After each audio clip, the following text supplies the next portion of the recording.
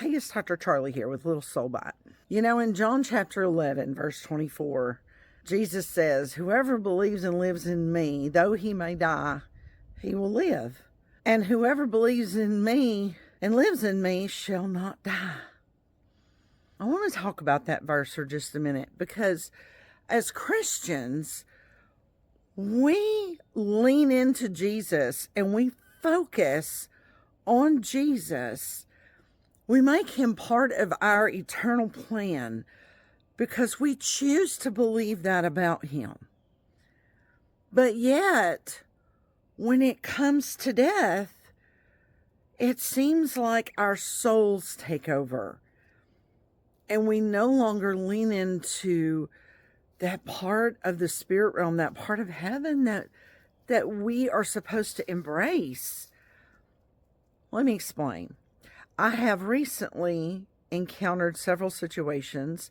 It's winter, and unfortunately, the seasons of life often follow the seasons. And so in winter, we see more deaths than we do in other months. At least that's the way it seems to me. And as I have worked with people and counseled with people who are facing death or their loved ones have died in recent days, recent weeks, my heart breaks for them. Death is just hard. Death sucks. It's on the human side of things here on earth. It's really hard. But yet, as believers, aren't we supposed to embrace death?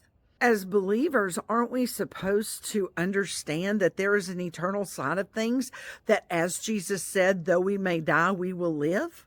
And why do we not embrace this concept? My friend Steve Hemphill had a woman come up to him one time. He was speaking at a church and she said, "I've been re-diagnosed with cancer. I want you to pray for me." And he said she was an elderly woman. And he said, "What do you want me to pray?" And she said, "What do you mean? What do I want you to pray?" And he said, "Well, do you want me to pray that you're healed here on earth? Or do you want me to pray that you're healed eternally and you get to go be with your heavenly Father? Do you want to go to heaven?" And she didn't know what to say. And she said, "Well, I have to think about that." It should be the same question for us all the time.